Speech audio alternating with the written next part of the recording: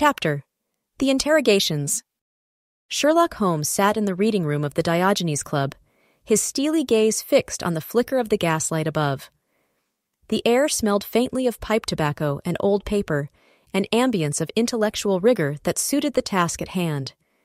Beside him, Dr. John Watson shuffled his notes, ready to chronicle every detail of what would undoubtedly be a most perplexing series of accounts. Their first guest entered, a middle-aged gentleman of slight build, with spectacles perched precariously on the bridge of his nose. Mr. Horace Lenton was a historian by trade and one of H.G. Wells's esteemed acquaintances. He fidgeted with his pocket watch as he sat before the detective. Holmes leaned forward, lacing his fingers. "Mr. Lenton, you were present at Mr. Wells's New Year's Eve gathering, were you not?" "I was," Lenton replied, his voice quavering. "But I must say, Mr. Holmes, I've wrestled with whether to speak openly. What I witnessed that evening defies every principle of logic and science." "Excellent," Holmes said, a faint trace of satisfaction curling his lips. "Details that defy convention are precisely the ones I seek. Begin at the start, if you please." Lenton described the evening in vivid detail, the spirited conversation about progress and invention, the anticipation as Wells unveiled his peculiar contraption, and the collective gasps as the machine hummed to life. "I thought it some elaborate parlor trick," Lenton confessed. "But when that small model disappeared into thin air, I felt the floor of reality itself shift beneath me." "Did you examine the machine?" Holmes inquired, his eyes sharp as razors. "No more than a fleeting glance, but the marks it left behind, scorching on the floorboards, a faint metallic residue, those seemed all too real." Lenton's fingers trembled as he adjusted his spectacles. It was as though the laws of nature had bent and then snapped back into place, leaving us all mere spectators to an unfathomable event. After probing further into Lenton's observations, Holmes nodded curtly. "You may go. My thanks for your cooperation." Next came a young artist, Miss Evelyn Harrow, whose watercolor portraits adorned several London galleries. She carried herself with a nervous energy, clutching a small leather-bound journal to her chest. "Miss Harrow," Holmes began, "I understand you are a close friend of Mr. Wells. Can you describe your impressions of that evening?"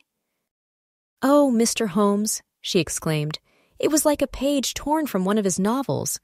There was light, so much light, and then a sound, a deep, resonating hum that seemed to vibrate within my very soul. It was beautiful and terrifying all at once." "You believe the machine to be authentic?" Watson interjected. "I do," she said earnestly. "After the demonstration, I spoke with Mr. Wells privately. He told me, confided in me, that he had ventured to distant times. He showed me this." From her journal, she withdrew a pressed flower, delicate and alien in design, unlike anything that grew in London's gardens. Holmes took the flower, examining it under his magnifying glass. "Fascinating. And Mr. Wells claimed this came from the future?" "Yes, he called it Weena's flower," she whispered. Finally, they interviewed a burly gentleman named Captain John Marchbanks, a retired naval officer who had imbibed heavily that fateful night. His account was blunt but vivid. "The thing gave me the willies," he declared. "Men aren't meant to tamper with time, I'll tell you that. When Wells talked about the Eloy and the Morlocks, I thought it some blasted tall tale, but the way he spoke, like he'd stared straight into the abyss, it chilled me to my core." Holmes probed each witness thoroughly, noting inconsistencies and points of convergence. By the end of the evening, his notebook was filled with cryptic shorthand, a jigsaw puzzle of testimony that only he could decipher. As the witnesses departed, Watson turned to his companion. "Well, Holmes, do you believe them?" Holmes's expression remained inscrutable. "I believe that they believe what they have seen and heard. But belief is not proof, Watson. Proof requires action. Tomorrow, we step into the unknown." Chapter: Through the Veil. The apparatus loomed before them in the dimly lit laboratory, a feat of engineering that defied both time and reason. Holmes stood motionless, his gloved hand resting on his chin as he studied the machine with surgical precision. The portal's arch hummed with an almost imperceptible energy, faint arcs of light flickering along its frame like silent whispers from a distant world. Watson cleared his throat, his voice betraying both awe and apprehension. Holmes, this is no longer the realm of deduction. It's something far beyond science as we know it. Holmes turned, the gleam of intellectual curiosity burning in his piercing eyes. Precisely, Watson, and that is why it must be understood.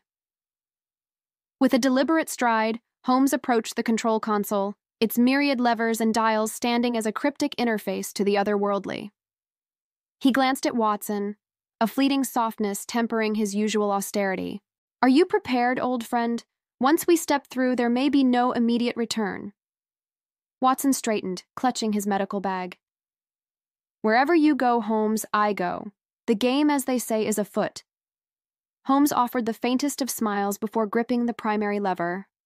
With a measured pull, the machine roared to life. The laboratory became a cacophony of sound and light as the portal activated, a swirling vortex of luminous energy erupting within the arch. Its intensity was both beautiful and terrifying, a kaleidoscope of time and space collapsing into a single point. As they stepped forward, the air around them seemed to ripple and pull, as if the fabric of reality were stretching to accommodate their passage. Holmes entered with his characteristic calm, his features set in a mask of unyielding focus. Watson followed closely, his heart pounding like a war drum. Into the unknown. The transition was like nothing either man had ever experienced, a moment of weightlessness, of disorientation, as though they were suspended in a boundless void. Then, in an instant, they were somewhere else entirely. The world they emerged into defied imagination. A twilight sky stretched endlessly above, painted in hues of violet and gold. Towering structures of crystalline material pierced the heavens, their surfaces refracting light in dazzling arrays. The air was thick with the scent of alien flora, and in the distance, faint melodies carried on an unfamiliar breeze. Watson gasped, "Good heavens, Holmes, where are we?"